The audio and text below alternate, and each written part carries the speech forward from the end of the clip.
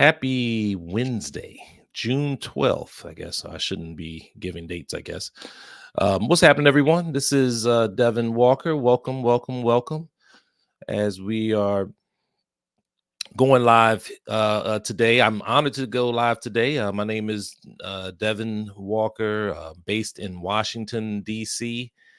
And uh today is also a special day for me because it's my it would have been my parents' 64th wedding anniversary today, and so I'm gonna go and I'm gonna take moms to a late lunch, early dinner, depending on what time she gets back. Can't keep up with her, she's still doing her thing.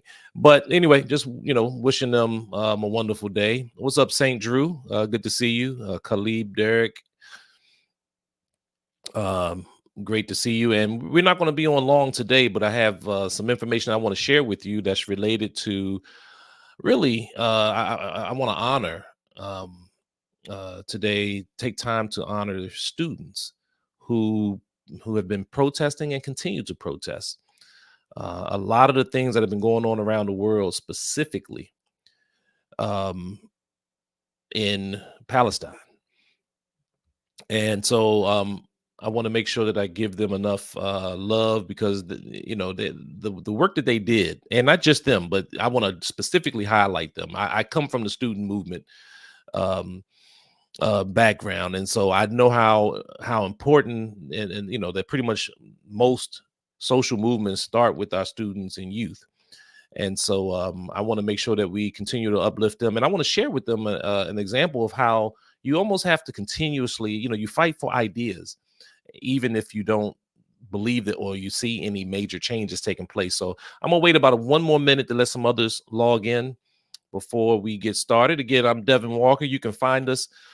This is part of Evolving with Uncle D. Evolving with Uncle D. You see, I love this whole concept of evolving, which means I'm never done.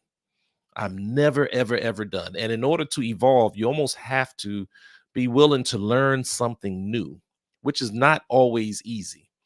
And so, one of my social media managers now on this quest, I saw her post. She's going to kill me for even mentioning it, but even on her post, she says that she's learning something new. That's it. That's it. Every day she's just learning. She's not holding on to old ideas. Because even if you have ideas that and thank you, St. Drew. I will give you my clear take on the whole Israeli-Palestine conflict. So I got you. But even if you have a position, it's still okay to let that go. Continue to do some research because if it's true, it's going to come back to you. And so we're gonna touch a little bit about that in about 30 seconds. We're gonna get into it. If you haven't yet, go to our YouTube page at Evolving with Uncle D. Evolving with Uncle D. You see, I've been doing children's music and entertainment for close to 11, 12 years now. And even I actually started before that with my own nephews and nieces and some of their friends. Well, many of them are adults now.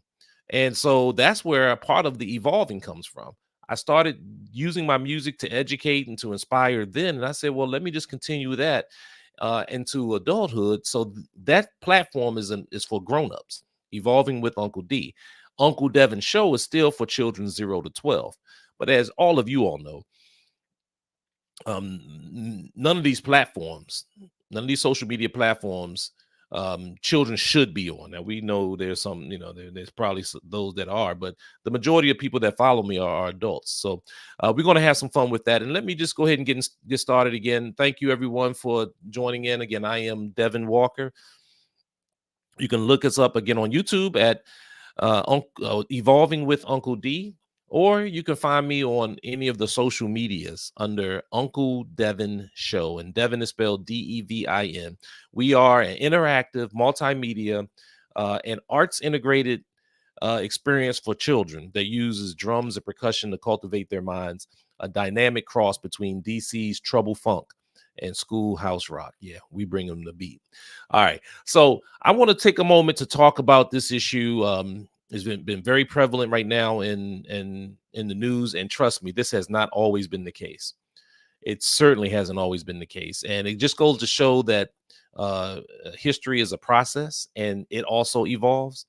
But I want to just lift up, first of all the students and youth who have been protesting, going to jail, getting beat up by the police, doing whatever they needed to do to raise the issue of the genocide by Israel against the Palestinian people. I just want to applaud you.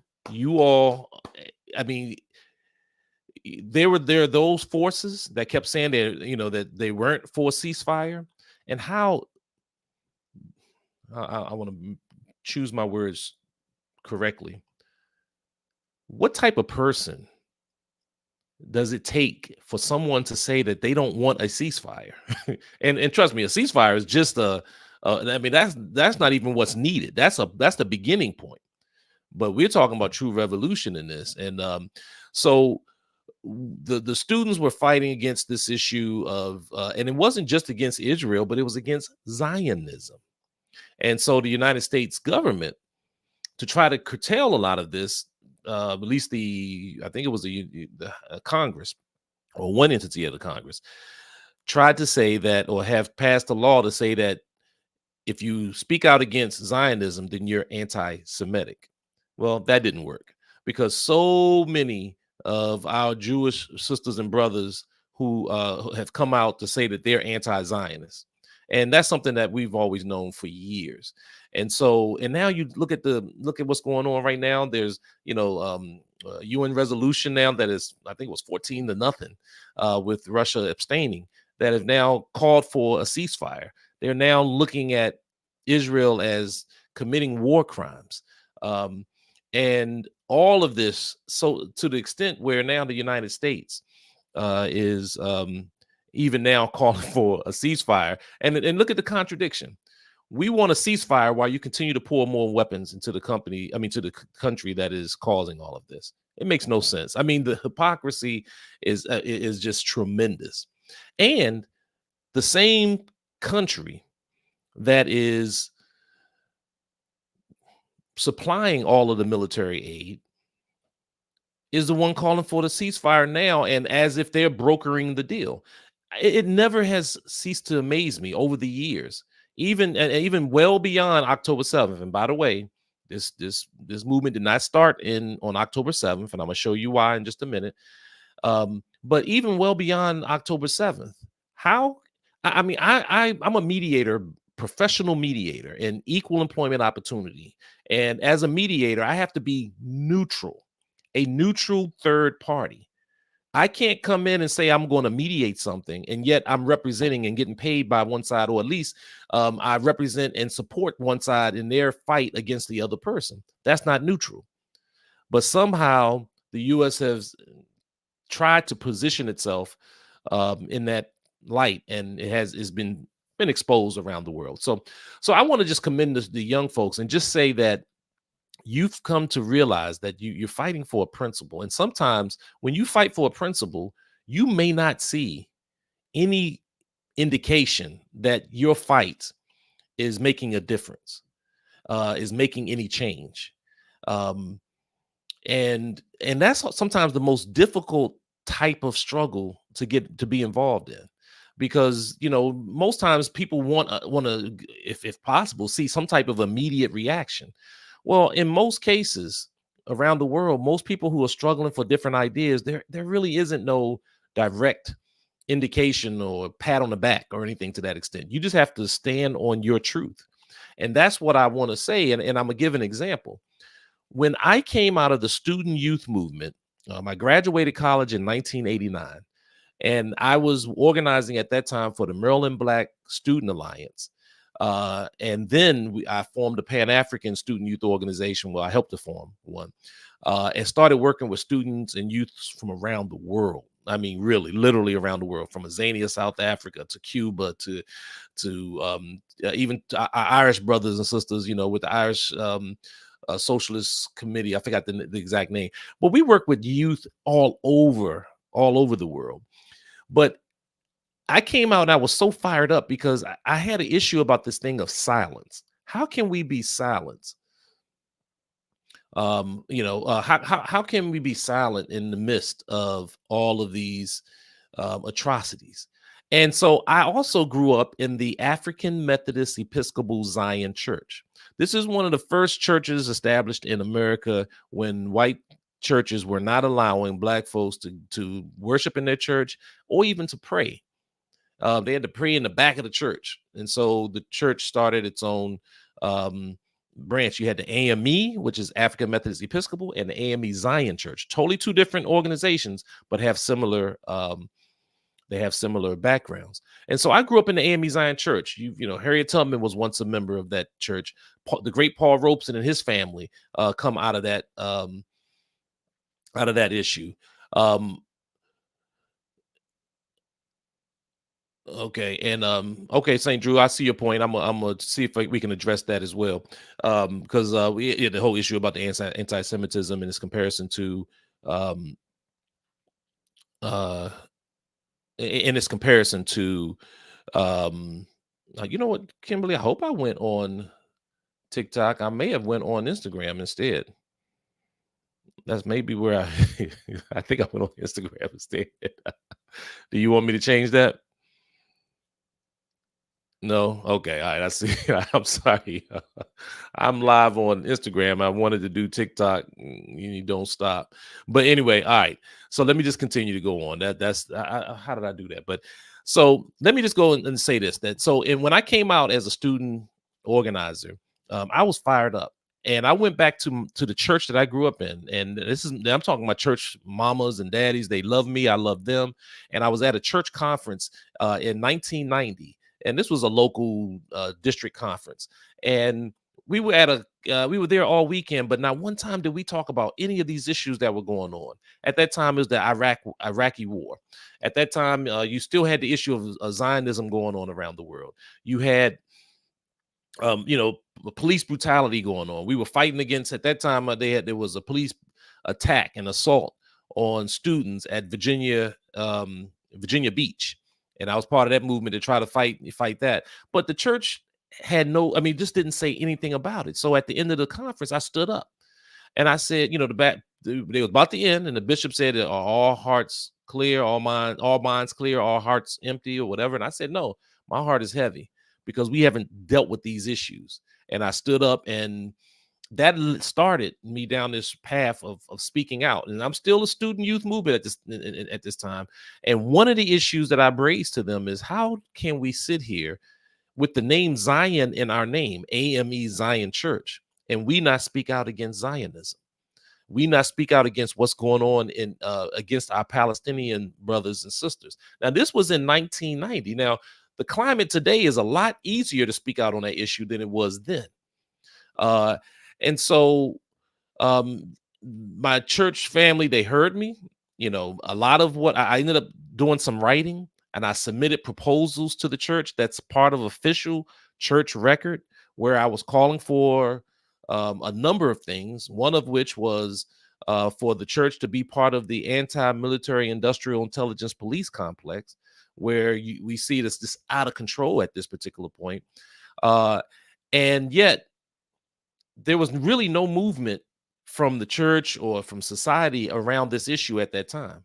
And so what I'm saying to the students is that I did not know that it will be another 30 something years before the AME Zion Church will finally take a statement against Zionism. And that's what just happened. This was a statement. The AME Zion Church issued a statement on or about February 27th, 2024. And it says in part that we categorically condemn, and by the way, this is from the Board of Bishops, I believe it is, of the AME Zion Church. And they say that we categorically condemn the abhorrent attacks on innocent Israeli citizens that were conducted by Hamas and aligned groups on October 7th, 2023. That's a whole nother issue. I won't even get into that right now. Many of them, okay, that he says the more than they talk about that, but then they say the International Court has issued a ruling calling on Israel to take all measures to prevent genocide and ensure the access to humanitarian aid. We believe that the line has been crossed. According to the UN human rights experts, Much of the population in Gaza is starving and struggling to find food, drinkable water, healthcare, and fuel.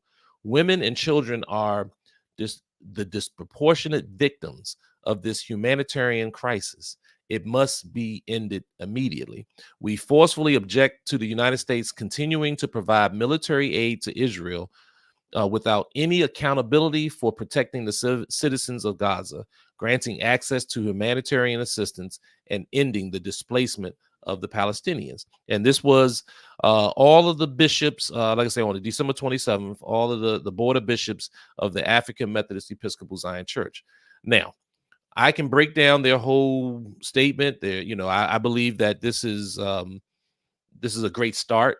There's a lot more that I believe that the church needs to speak out against, but it took, I said this was in 91, and here we are in 2024. So you can see how many more years it took for at least those, for me who was fighting and trying to get the church to get to this point. It took them so long to finally take a stance. And some may say they took a stance for different reasons. It's more easier now because everyone is against it or whatever. It doesn't even matter. I don't even worry about that at this point. But what I'm just saying to those students and youth, when you're fighting for, and not even just students and youth, but anyone, um, if you do your research, if you do what you do out of love and try to get the right clarity and of ideas and thoughts, you have to stand on that. Sometimes that's all you have. I didn't have any, there was no other movement at that point that um, to confirm that the things that I was talking about was the right thing to do. I just had to know. I had to know based upon my work with so many different organizations that this was the right move. And so for that, I just say thank you to all of the students, the youth, the parents, the teachers, the administrators, the religious organizations, the political organizations, the countries, everyone that has had the courage to stand up and say that this is wrong, and it is wrong. Um, and again, this did not just start with October 7th, and that's the fallacy of all of this. This has been going on, for years. And I talked about, in fact, a large part of what um all of the proposals and most of the things that I talked about in the church when I was organizing in the church for over 20 years, I wrote in my books because I wanted other members of churches to have an example of what can I do if I am a Pan-Africanist, but I'm also a Christian, or if I believe in the social gospel, or I believe in liberation theology. um, how do I navigate this, and what things do I do in the church to be able to bring these things forth? And so I wrote two books. I put most of the stuff in the books. This one here is called An Appeal to the African Church in America: Beware False Prophet. And literally, I talk about this history of me struggling with these ideas, but I literally put what I call a direct action plan and solutions. I came up at the end of the book. I had three. How many solutions did I have? I delivered my appeal, and I had five different initiatives that I was putting forth. Um, well, the first was beware of false prophets. I dealt with that. But the one was to reaffirm our solidarity with the Native Indian population and the Native populations here in North America. And it was at that time that I met ministers who were saying, "But Devin, we're the natives. That's a whole nother issue."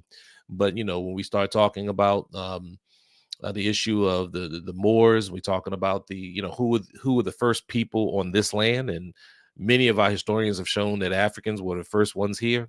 So we can talk about that at a later date.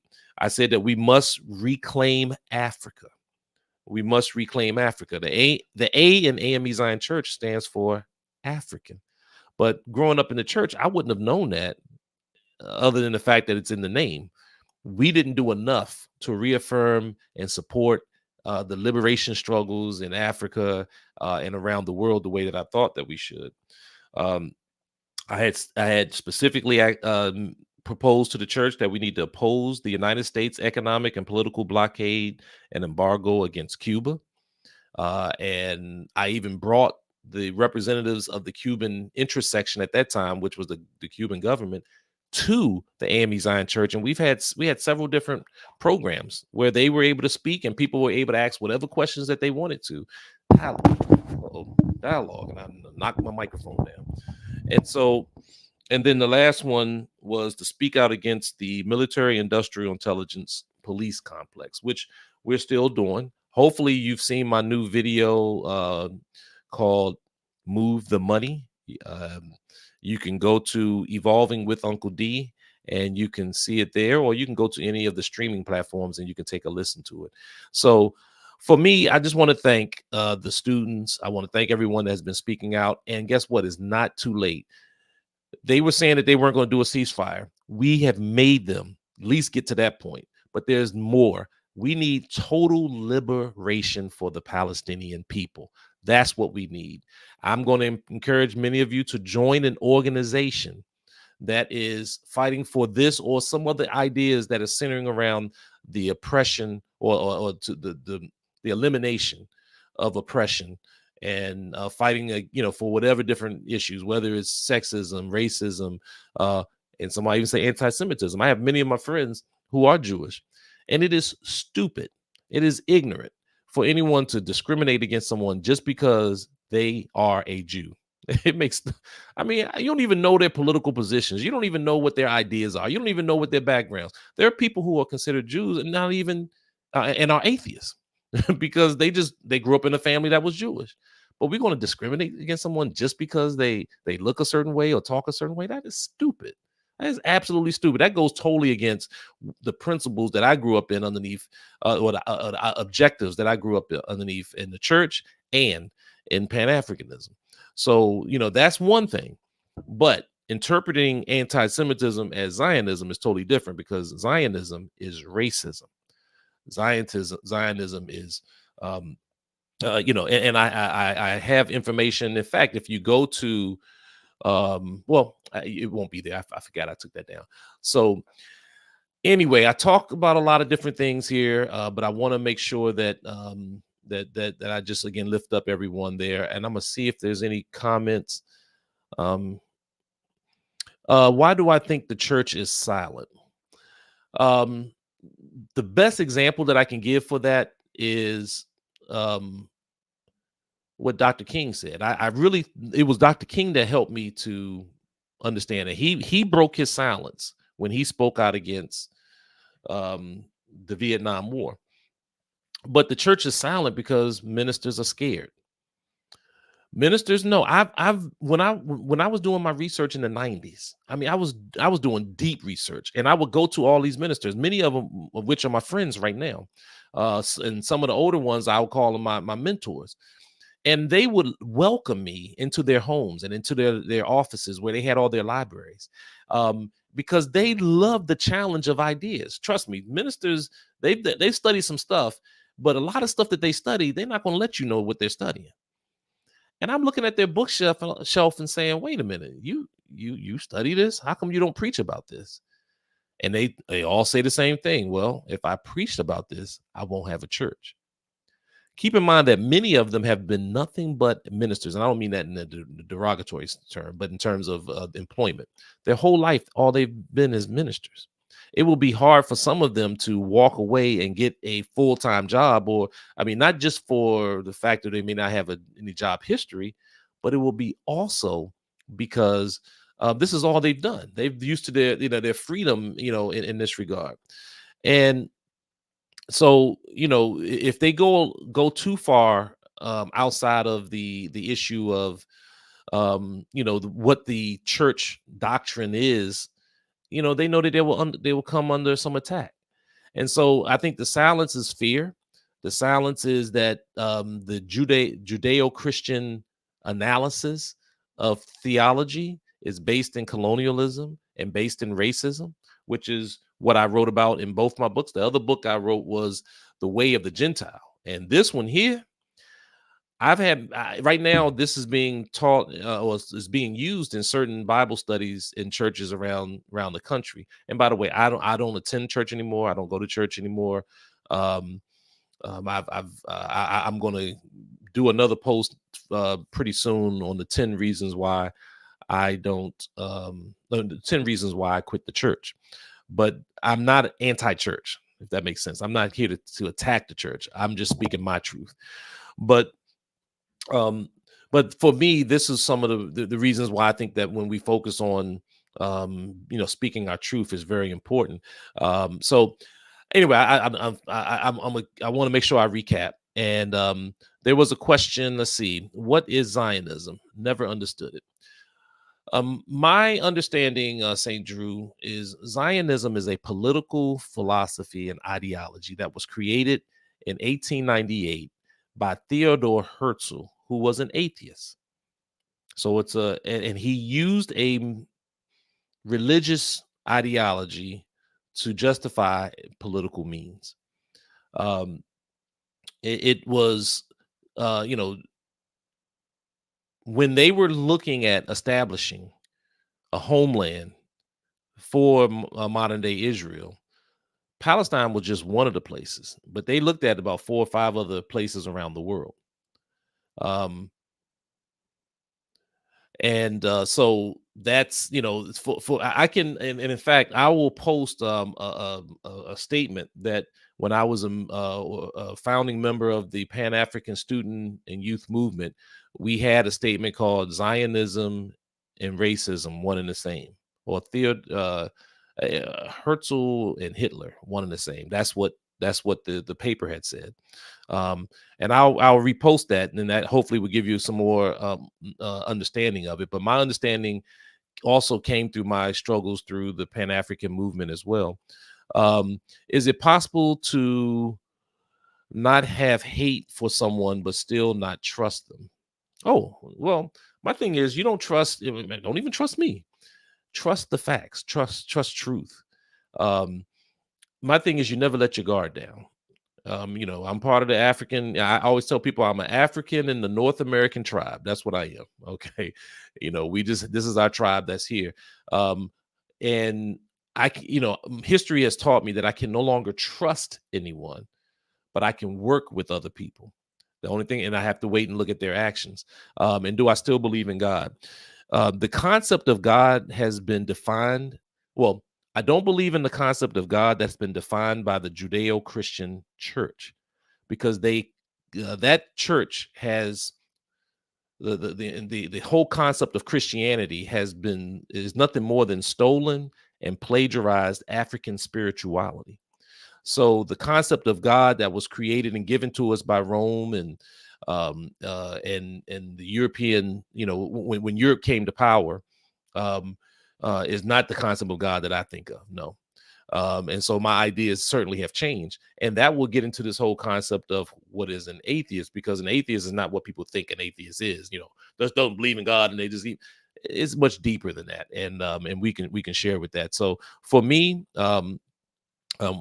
when I left the church, I did a paper that said why I quit the church, not God. But I ended up having to redefine God for myself, because if you want to bring a God and tell me he's has white skin and blue eyes and long hair, yeah, I don't believe that. That's not my God. I'm sorry. That's colonialism all over again. And so so we're gonna, again, we can. I appreciate the questions. If you have more questions and feedback, feel free to share them. But but for me, I'm gonna wrap up because I don't like to keep people on too long. But we just try to come on and get and lift up where we can. And again, I just want to thank everyone that has been fighting relentlessly. We know that you will come under attack for speaking out in many different ways, but that to me is Kimberly, one of the reasons why people don't speak out, because of fear. But it is fear that is hurting us. Usually the fear of being retaliated against is greater than the actual retaliation, and we have to overcome that. So thank you all so much for taking some time to hang out with me today. And I am Uncle Devin. You can follow me. Please go to my YouTube page where we're doing a deeper dive on many of this. Go to Evolving with Uncle D. Evolving with Uncle D.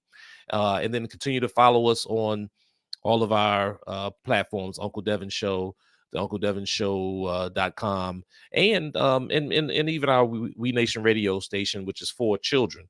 A music radio station that is the best and family friendly global beats for little feet. All right, I got to get out of here. If everything is good, give me a thumbs up from my staff, my crew. Okay, there you go. All right. Thank you all so much. Look, have a wonderful day. Love someone, share some time with people, and get out and don't allow yourself not to be present. Take a look around you. Look at the walls, look at the trees, look at the grass, and just appreciate the fact that no matter what happened yesterday and no matter what's going to happen tomorrow, you have today. Thank you all so much. Peace and love. And as I always say, life is a drum, so beat it.